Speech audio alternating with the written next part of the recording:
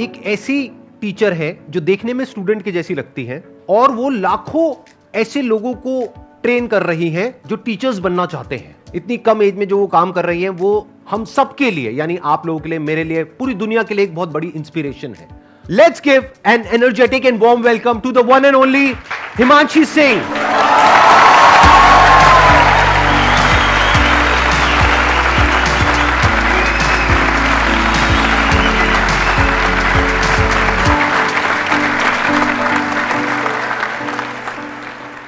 आपने 6 साल पहले अपना YouTube चैनल शुरू किया था लेट्स लर्न के नाम से। इनफैक्ट ये नाम ही कितना कमाल का है, यानी ये सिर्फ सिखा नहीं रही हैं, सीख भी रही हैं। इनके लाखों सब्सक्राइबर्स हैं और करोड़ों व्यूज हैं इनके चैनल पे, यानी कि लाखों लोग इनको देख करके टीचर्स बन गए हैं।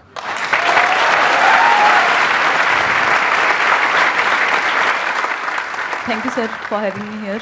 और मैं 2-3 बातें हैं जो कहना चाहूँगी आपको। मैंने फर्स्ट टाइम आपको देखा था 2012 में, मेरे 10th के एग्ज़ाम्स हुए थे और 2012 10 साल पहले। उसके बाद मैंने आपका द अनस्टॉपेबल अटेंड किया था जो आपके बर्थडे पे हुआ था 27th आपने लाइव अटेंड किया था? राइट। ओह, मेरे को नहीं पता था, मतलब यू वर इन द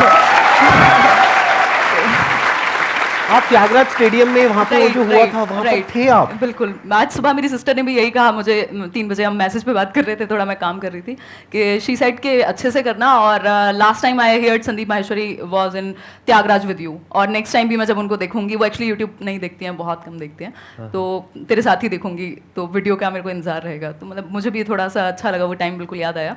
आपने 2 बच्चों की स्टोरी सुनाई थी और यू साइड के उसको पता नहीं था कि वो कर नहीं सकता, ये उसे नहीं पता था। मतलब वो बहुत एक अपने आप में इंस्पिरेशनल था। मतलब मेरी लाइफ में ये चीज़ रहती है कि मेरी टीम में भी कोई बोलता है कि नहीं हो सकता या नहीं है, मैंने कहा नहीं क्यों बोलते हो, छूटते ही थोड़ा देखो, हो जाएगा, तरीका तो होगा ही। तो बहुत इंस्पायर किया आपने सर। जो मुझे बहुत अच्छी क्वालिटी लगती है आपकी, थोड़ा सा बुद्धिजीवी होते हैं लोग तो टाइम के साथ उनको लगता है थोड़ा मुश्किल दो कुछ, मतलब भारी बातें, भारी किताबें या कुछ, आप बहुत ही मुश्किल बात को भी बहुत आसानी से समझा देते हैं सबको। वो मुझे बहुत अच्छी क्वालिटी लगती है आपकी कि आप बहुत सिंपल तरीके से समझा देते हैं। Thank you so much. अब हम क्वेश्चन आंसर शुरू करें। मैम मेरा क्वेश्चन, पहले मैं बेस बताती हूँ कि मैं ऐसा क्यों पूछ रही हूँ, because I am also budding educational YouTuber like you are an inspiration to me. And मैं कल आप ही की वीडियो देख के आई हूँ जो अमन धतरवाल सर ने आपका इंटरव्यू लिया था, एंड मतलब okay, I am excited. So the question is कि every youtuber starts as a one man army, single handedly हम सब कुछ करते हैं, बट एक पॉइंट आता है जब you have to build a team, तो मुझे वो प्रोसेस समझना है that how does it happen, क्योंकि एकदम से आप पूरा एक लार्ज स्केल प्रोडक्शन, एक टीम नहीं ले सकते। सो वो स्टेप बाय स्टेप कैसे किया जाए फॉर एवरी बडिंग यूट्यूबर या जो भी स्टार्ट करना चाह रहे हैं उनके लिए कोई गाइडेंस? बेसिकली इसके ना 2 तरीके हैं, या तो आप खुद से टीम बिल्ड करें, एक बड़ी सी टीम जो आप कह रहे हैं, या फिर आप किसी के साथ कोलैबोरेट कर लें एक लेवल के बाद। क्योंकि अगर आप टीचर हैं तो वो थोड़ा सा एक टाइम पे वो फ्रिक्शन क्रिएट होगा, लोग आएंगे, वो फिर उनको ऑफर देंगे जिनको आप सिखा रहे हैं या जिनके साथ आप जुड़े हुए हैं, एक टाइम पे वो टूट के चले जाएंगे कहीं और, तो वो सब होता है। वो बहुत बड़ी अपने आप में एक पॉलिटिक्स जैसा ही है। तो अगर आपकी पर्सनैलिटी वैसी नहीं है, मतलब मैं पर्सनली मानती हूँ मेरी वैसी नहीं है, तो उस केस में आप कोलैबोरेट कर सकते हो। बाकी इंडिविजुअली बहुत कुछ किया जा सकता है। मुझे याद है 1.5 मिलियन तक भी मैं इवन टाइप भी खुद कर रही थी क्वेश्चंस, जबकि उस टाइम पे वीडियोस की भी ज़्यादा नंबर ऑफ वीडियोस बनते थे। तो अकेले भी बहुत कुछ किया जा सकता है, बट हाँ, एक टाइम के बाद आपको टीम बिल्ड करनी ही पड़ेगी। अभी भी ज़्यादा बड़ी टीम मेरी पर्सनल लेवल पे नहीं है, क्योंकि मैं शेयर होल्डर हूँ एक कंपनी में, तो वो या तो डेलीगेट होती हैं चीज़ें या फिर मैं खुद कर लेती हूँ। और इसका फ़ायदा है क्योंकि मैंने एक चीज़ खुद से स्क्रैच से की है, तो अभी भी जैसे मेरी टीम में भी कोई नया इंसान आया, वो कहेगा दीदी ये नहीं होगा, ऐसे नहीं होगा। मैंने कहा यार कैसे नहीं होगा, मतलब करके देखो ना, मुझे पता है कि कैसे चीज़ें बिल्ड हुई हैं। इन्होंने एक बहुत अच्छी बात कही है कि क्या होता है कि जब आप खुद एक काम को कर लेते हैं ना, जैसे इन्होंने 1.5 मिलियन तक खुद सब कुछ किया, तो अब अगर ये आगे टीम बिल्ड करेंगी तो उनसे अच्छे से काम करवा सकती है। और जब वो काम एक लेवल पे आ जाए जब आप उसको खुद नहीं संभाल पा रहे हैं, तब आप टीम को इन्वॉल्व कर सकते हैं और उनके लिए भी एक विन विन सिचुएशन क्रिएट कर सकते हैं, ताकि वो रिटेन भी हो, नहीं तो वो छोड़ करके चले जाएंगे। और प्लस आपको खुद को आता होगा तो उनको ये भी लगेगा कि उनको आपसे भी कुछ सीखने को मिल रहा है। जैसे आई एम श्योर इनके साथ में जो भी टीम मेंबर्स जुड़े होंगे उनको ये फीलिंग आती होगी कि हमको कितना कुछ सीखने को मिल रहा है यहाँ पे रोज, इनसे कुछ नया नया। तो ये एक बहुत बड़ी मोटिवेशन होती है। सिर्फ पैसे से आप किसी को नहीं रोक सकते हैं, उसकी ग्रोथ भी होनी चाहिए। वो ग्रोथ तब हो पाएगी जब आपकी खुद की ग्रोथ एक लेवल पे हो चुकी होगी।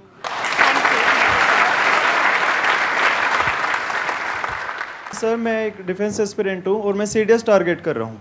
तो सर प्रॉब्लम है कि अब सीडीएस मैं टारगेट कर रहा हूँ तो 2 केसेस हो सकते हैं, या तो एग्ज़ाम क्लियर होगा या फिर नहीं होगा? अगर नहीं होता है तो मैं बैकअप रखता हूँ, जैसे दिल्ली पुलिस सब इंस्पेक्टर या कोई भी गवर्नमेंट जॉब। तो मैम अब मैं क्या करूँ? या तो CDSE सिर्फ टारगेट करूँ एक एग्ज़ाम, या फिर सारे में एग्जाम्स टारगेट करता चलूँ कि नहीं दिल्ली पुलिस भी देखूंगा, मैं CGL भी देखूंगा, तो क्या करना चाहिए मुझे? इसके दो तरीके हो सकते हैं। एक तो ये हो सकता है कि आप जो कॉमन सब्जेक्ट्स होंगे, ये जैसे रीजनिंग है, मैथ्स है, ये हर जगह पे आते हैं, बिल्कुल है। तो वो तो आपके एक ही जगह से तैयार हो जाएंगे। अगर आप CDS की भी, सिर्फ CDS की भी तैयारी कर रहे हैं, तब भी वो हो जाएंगे कवर। कुछ चीज़ें अलग होंगी।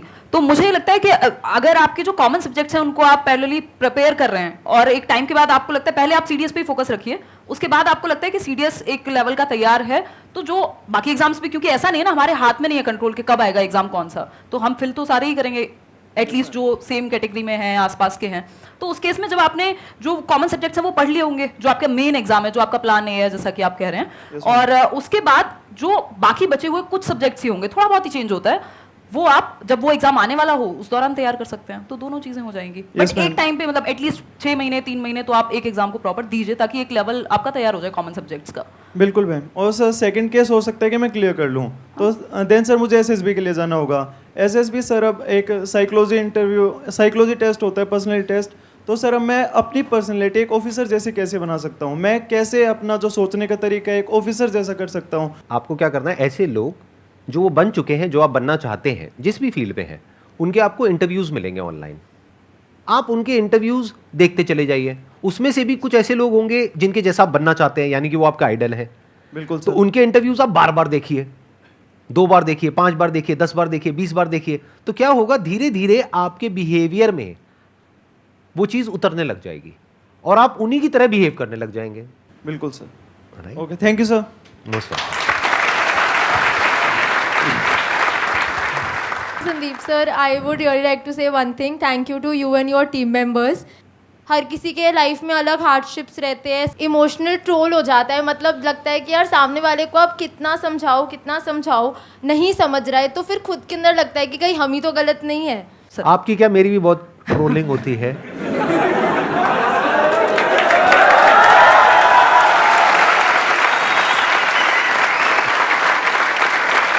मेरा सिंपल सा इसमें आंसर ये है, लाइफ में हमसे गलती हो जाती है तो हाथ जोड़ करके सामने वाले से माफ़ी मांगो। अगर वो माफ़ कर दे तो बहुत बढ़िया है, अगर नहीं करता है तो आप खुद को माफ़ करो। खुद को कभी ब्लेम मत करो। माफ़ी मांगने से आप छोटे नहीं हो जाओगे, लेकिन खुद को ब्लेम नहीं करना है, क्योंकि गलती इंसान से होती है। हो गई आपसे गलती, यानी आपने कुछ करने की कोशिश करी और लोग आपको उल्टा बोल रहे हैं, तो आपको क्या करना है, ऐसे में आप कुछ मत बोलो किसी को भी, अपने काम को बोलने दो। अगर आपकी नीयत साफ है और आप अपने काम पे फोकस करते हो, और एक दिन ऐसा आता है जब आपका काम बोलने लग जाता है, तो अपने आप ही वो लोग जो आपको उल्टा बोल रहे हैं वो बोलना बंद कर देंगे। वो कब तक बोलेंगे? कभी तो सच सामने आएगा ना। एकदम। Thank you sir, thank you ma'am, thank you. मेरे जो पेरेंट्स हैं वो चाहते थे कि मैं गवर्नमेंट जॉब करूं, लेकिन मैं साइड बाय साइड अपना कंटेंट क्रिएशन का काम कर रही थी 1.5 साल से। लेकिन अब ऐसा पॉइंट आ गया है कि मैं उनको अब बताना चाह रही हूँ कि अब ये मैं करना चाहती हूँ। तो इसके अंदर पहली प्रॉब्लम यह है कि कन्विंस तो मैं जैसे तैसे कर दूँगी, लेकिन मुझे ये रिग्रेट आ रहा है कि उनकी मैं मतलब विशेज़ पूरी नहीं कर पा रही, तो उसका क्या करूँ? ये सिचुएशन ना मतलब मुझे भी फेस करनी पड़ी थी एक टाइम में। मेरे फैमिली में सब टीचर्स ही हैं, गवर्नमेंट जॉब का पूरा है हल्ला एक तरह से। तो अभी आप किस स्टेज पे हैं ये उस पर भी डिपेंड करेगा कि आप अभी कैसे देख रहे हैं, आपको आगे तक का फ्यूचर कितना नज़र आ रहा है और कितना कॉन्फिडेंस है कि इस चीज़ में मतलब कर लोगे। देखो इसमें 2 सिचुएशन हो सकती हैं। एक सिचुएशन ऐसी हो सकती है कि मैंने एक टाइम पे पापा को बोल दिया था कि मुझसे होगी नहीं जॉब ना, मैं 6 घंटे में खुश नहीं हो पाऊंगी, मतलब मैं कर ही नहीं पाऊंगी, मेरा दिमाग इतना एक्टिव रहता है अब कि मैं शायद वो उतनी शांत लाइफ नहीं हो पाएगी। तो या तो आपको अंदर से ये चीज़ लग रही हो कि यार यही करना है अब, तो मतलब आप जी भी नहीं पा रहे हो, मतलब आपको वो है अंदर से कि एग्जाम आ रहा है बट आपका ध्यान उस चीज़ पे जो आप कर रहे हो एग्जैक्टली। तो अगर वो उस लेवल का है तो फिर तो देखो कन्विंस कर ही लेना चाहिए, और उनको बोल भी सकते हो 1-2 साल का टाइम ले सकते हो। इसी लेवल का है, इसलिए कॉन्फिडेंस से कर लूँगी। बिल्कुल, जब है तो फिर तो करके देख लो। और दूसरा टाइम है, 1-2 साल में कौन सा दुनिया खत्म हो जाएगी, मतलब आप कर सकते हो बात। तो घर पे बात करो, थोड़ा सा थोड़े दिन रहेगी, वो रहता है सब जगह पे रहता है।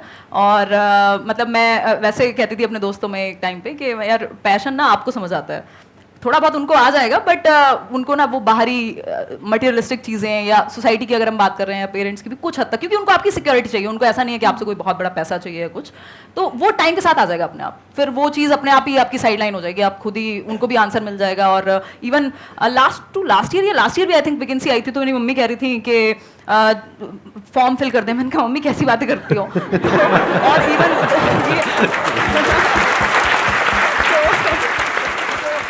और मैं आपको एक चीज और बता देता हूँ जो आप में से बहुत सारे लोगों को पता नहीं होगी, लेकिन मेरे को पता है। यहाँ पर कोई गेस्ट आते हैं तो मैं पूरी रिसर्च करता हूँ उनके ऊपर। तो मैंने आपका एक दूसरा चैनल भी देखा है, एक तो आपका लेट्स लर्न वाला है, एक आपका व्लॉग्स वाला चैनल है। तो मैंने व्लॉग्स वाले चैनल में देखा अभी रिसेंटली आपने ऑडी परचेज करी है, if I am not wrong, उसके बाद भी आप समझ पा रहे हैं ना? हाँ, तो इसलिए थोड़ा रिलैक्स रहिए, घर वालों को धीरे धीरे समझ आएगा। जब आपके पास 2-4 प्राइवेट जेट आ जाएंगे तब हो सकता है वो आपको भूलना बंद कर देंगे। तब तक सुनते रहिए, आराम से सुनते रहिए। साइड में आप तो है मोटिवेट करने को, जब साइड में मैं तो हुई, मैं तो साइड में ही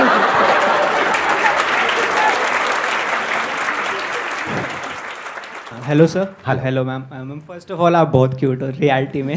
थैंक यू मैम एक्चुअली मेरा सीटेट से कोई लेना देना नहीं है, मेरा कुछ नहीं, मैं सिविल सर्विस एस्पिरेंट हूँ और एलएलबी कर रहा हूँ साथ में, बट स्टिल मैं आपकी सारी वीडियोस देखता हूँ, संडे वार्ता से लेके व्लॉग्स वगैरह सब, मैम बहुत इंस्पिरेशन लगता है। मैम एक्चुअली मेरा क्वेश्चन ये था कि मैं सिविल सर्विस की प्रिपरेशन कर रहा हूँ, फर्स्ट अटैम्प्ट दे भी चुका हूँ बट नहीं हुआ था क्लियर, फिर साथ में मैंने एलएलबी ले लिया DU से, तो मेरे को लगा था कि मतलब बिजी रहना है, अपने आप को बिजी रखना है, नॉलेज गेन करनी है, तो मैंने इतनी चीज़ें मतलब ऐसे वो कर लिया, एक रायता फैला ऐसे कह सकते हैं, रायता सा फैल गया है, बट अब वो फोकस नहीं हो पाता है, वही इंस्टाग्राम पे रील स्क्रॉल कर रहे हैं। बेसिकली अगर वो मोटिवेशन कहा भी जाता है, जैसे मैं एजुकेशनल साइकोलॉजी भी डिस्कस करती हूँ कि नीड से आता है, तो अगर आपकी नीड वो वाली सच में बड़ी है तो आप तरीके ढूंढ लेंगे, वो मैनेज कर लेंगे। मतलब ऐसा नहीं है कि नहीं हो सकता है या किया नहीं है लोगों ने। मेरे खुद के कुछ फ्रेंड्स हैं जिन लोगों ने सेम जो आप बता रहे हैं वही सिनेरियो रहा है, हालांकि इंडिविजुअल डिफरेंसेस हैं, कंपेयर नहीं कर सकते, बट ऐसा नहीं है कि नहीं किया जा सकता।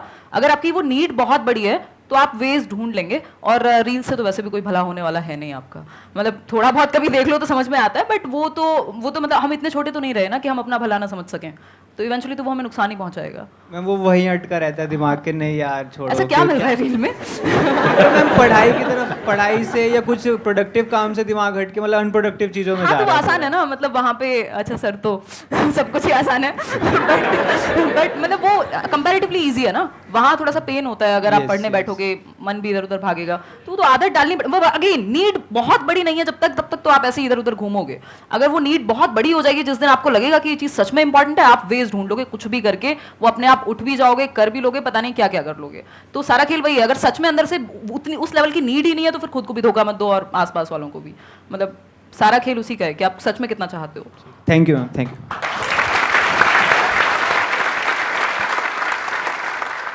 मेरे साथ ये हैबिट है एक तरफ से कि मैं अगर कोई पर्टिकुलर डेस्टिनेशन पे हूँ, कोई जॉब अगर मैं कर रही हूँ, कोई मैं डेजिग्नेशन कर रही हूँ अभी, तो मैं उसको ना ज़्यादा देर तक मैं कैरी नहीं कर पाती, मेरा इंटरेस्ट ख़त्म हो जाता है बहुत ही ज़्यादा जल्दी।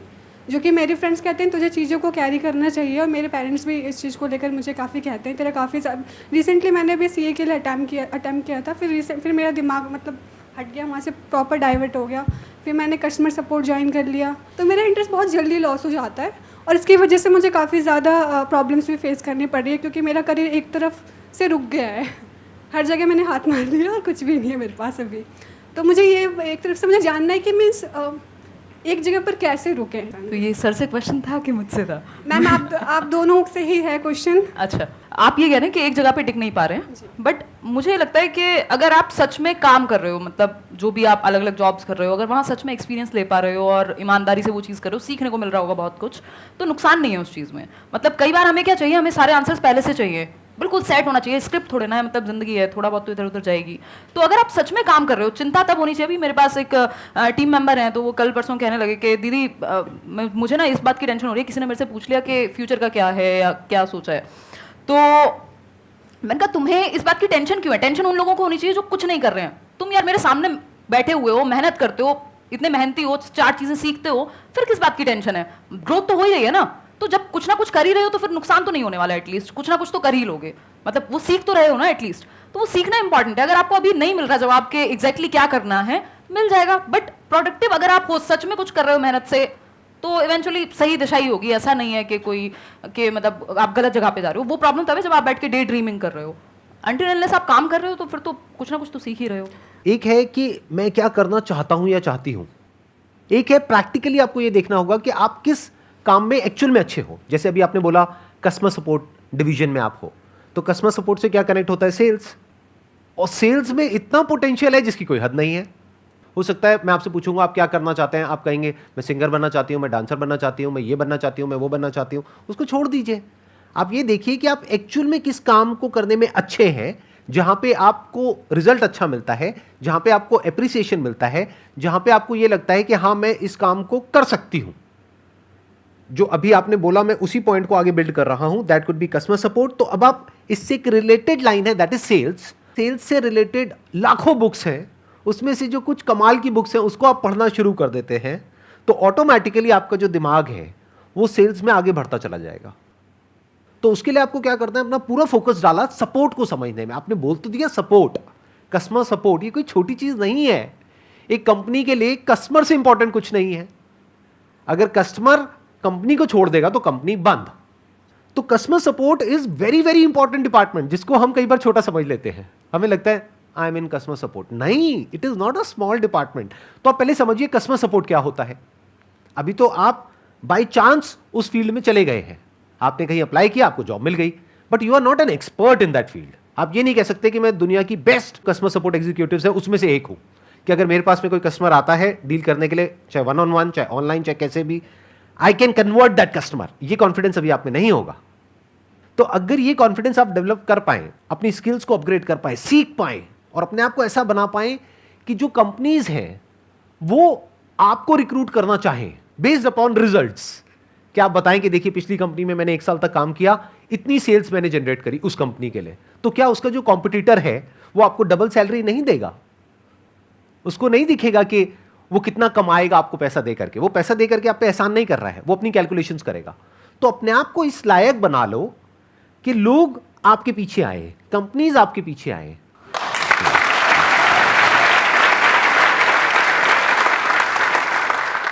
Ma'am, as you said that you used to live near a village type area and you started at a very young age. Right. So I want you to share the both supportive and unsupportive sides of the society. जो आपका ये question है कि supportive और unsupportive, जैसे ही हम जो traditional ways नहीं हैं, जो थोड़ा सा हटके हैं, आउट ऑफ द बॉक्स चीज़ें हैं या अभी उतना कॉमन नहीं है, उन चीज़ों में जाते हैं तो कई बार लोगों को समझ ही नहीं आता। इवन मैं अभी कुछ टाइम पहले अपनी नानी से मिलने गई थी, तो वो 90+ ईयर्स की हैं, तो मुझे पता नहीं कितना टाइम लगा उनको समझाने में कि मैं क्या करती हूँ, और उनको कितना ही समझ आया होगा अभी भी मुझे पता नहीं है। तो बेसिकली इस तरह की चीज़ें ना समझने में ईजी नहीं होती, स्पेशली अब हमसे पहली जनरेशन के लिए या जो जनरल परसेप्शन चल रहा है सोसाइटी में उनके लिए। बट कुछ कुछ चीज़ें अपने आप समझ आएंगी टाइम के साथ। मतलब वो टाइम को जवाब देने दीजिए। आपको अगर सच में इंटरेस्ट है और आप उस चीज़ को करने में खुश हैं, आप सीख रहे हैं और एक हर दिन एक नया चैलेंज है और आपको लग रहा है कि आपकी ग्रोथ हो रही है और आपको पता है कि यहाँ तक का रास्ता दिखा है, क्योंकि ये ऐसी चीज़ थी जहाँ पे मुझे पता नहीं था कि ये करियर भी हो सकता है। इवन मैंने जिस दिन फर्स्ट वीडियो डाला मुझे नहीं पता था मोनेटाइजेशन जैसी कोई चीज़ होती है, वो वीडियो कैसे डालते हैं वो भी मैंने सर्च करके ही डाला था। तो उस केस में वो आप जहाँ तक का रास्ता दिख रहा है उतना एटलीस्ट उस चीज़ पे फोकस करो और देखो आपकी फील्ड में कुछ लोग अगर हैं, तो अब तो है ही एटलीस्ट इस तरह की चीज़ों में, तो आप उनको देख के भी सीख सकते हो कि क्या अपर लिमिट है या फिर मतलब किस तरह से आप चीज़ें करोगे। तो सपोर्टिव और अनसपोर्टिव, कई बार जो लोग आपके क्लोज मतलब सर्कल में है, जो फैमिली है, तो उनको पता है यार ये रात को मेहनत करती है। उस टाइम पे आवाज़ आती थी दिन में, तो मैं रात को रिकॉर्ड करती थी रूम बंद करके ताकि सब सो रहे हैं। तो वो उनको समझ में आएगा कि यार ये मेहनत कर रही है और ये सच में या कर रहा है, सच में ये चीज़ में इंटरेस्टेड है, तो वो कुछ हद तक आपको सपोर्ट करेंगे। दूसरी चीज़ ना सपोर्ट करने की रही, तो आपको सबका सपोर्ट फर्स्ट डे या डे 1 पे क्यों चाहिए? मतलब जरूरी नहीं ना, ज़्यादा लोग नहीं चाहिए होते, 1-2 लोग भी अगर आपको लगता है कि समझ रहे हैं तो ठीक है, उतना इनफ है। आप करते जाइए, ज़्यादा समझाने की कोशिश मत कीजिए सबको, उसमें आप ही कंफ्यूज होंगे और परेशान भी होंगे जब लोग सपोर्ट नहीं करेंगे। तो मेरे साथ भी वही हुआ है कि मैंने एट टाइम्स, जहाँ पे मेरी बुक आई 2019 में फर्स्ट बुक, तो मेरे फादर बहुत खुश हुए और अभी तो वो नहीं है इस दुनिया में, बट वो सच में बहुत खुश हुए क्योंकि बुक उनको समझ में आसानी से आती थी। बुक मतलब सबको पता है कि भाई बुक लिखनी होती है, मेहनत होती है, ये वो, तो उनको वो चीज़ बहुत अच्छे से समझ में आई, उन्होंने और बहुत अच्छे से सपोर्ट किया। उससे पहले शायद उनको लगता होगा कि यार ठीक है टाइम पास के लिए मान लो, या फिर चलो इसकी कम्युनिकेशन स्किल्स डेवलप हो रही है, मेरे भाई ने कभी दिखा दिया उनको वीडियो। तो वो सपोर्टिव अनसपोर्टिव दोनों चीज़ें रहेंगी, बट आपको फोकस काम पे ही रखना है।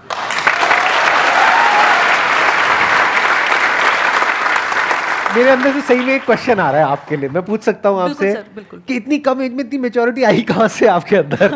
मतलब इतनी कम एज में जो आप बातें कर रहे हो, आई एम श्योर आप लोग भी फील कर रहे होंगे कि जो इनके आंसर्स हैं उसमें जो डेप्थ है, जिस लेवल की इनकी मेच्योरिटी है, बहुत कुछ मेरे को आपसे सीखने को मिल रहा है, सीरियसली, जेन्युइनली। तो ये कहाँ से आई इतनी कम एज में इतनी मेच्योरिटी आपके अंदर? मुझे लगता है कि वो जो मेरे फॉर्मेटिव ईयर्स थे, ऑलमोस्ट 13-14 ईयर्स जो मैं गांव में थी, फिर टीचर्स की फैमिली है, तो बचपन से वो देखा है वैल्यू कि पैसा कमाए चलेगा, बट वो वैल्यूज़, सच बोलना, या मतलब ये सब चीज़ें कॉमन रही हैं आसपास। मैं देखती थी गांव में मेरे जो मामा जी हैं, उनके पास लोग आ रहे हैं, वो सलाह लेने आ रहे हैं कि मास्टर जी से पूछते हैं क्या करते हैं, या फिर कुछ भी इस तरह का। और ऑनेस्टी से लोग, हर चीज़ पे ऐसा नहीं होता कि यार मेरे को इससे कुछ चाहिए। अभी मैं देखती हूँ यहाँ दिल्ली में बहुत होता है ये चीज़ कि कोई भी आपके सामने बैठा है तो दैट मीन्स पहले, अब तो मुझे शक्ल देखते ही मन करता है पूछ लूं क्या चाहिए भाई, बता दे। इनडायरेक्टली मत घुमा।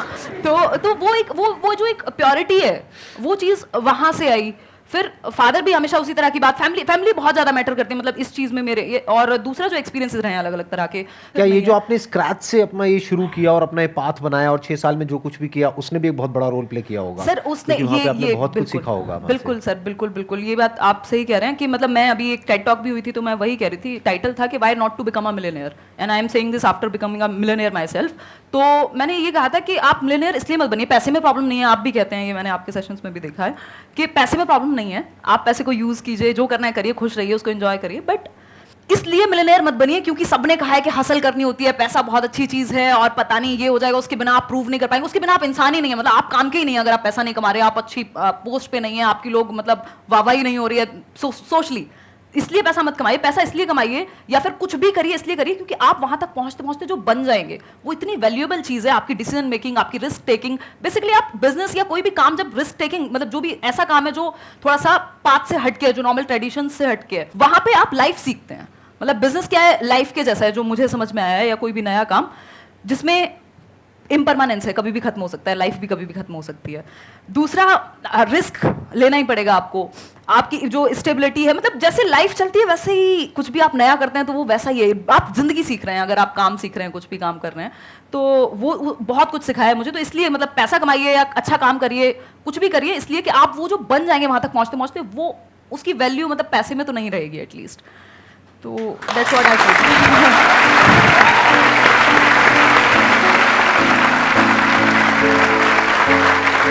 एक टोकन ऑफ एप्रिसिएशन है, आप इतनी दूर से आए हमारे लिए टाइम निकाल करके, this is a thank you for you thank you, from our entire family and our entire team.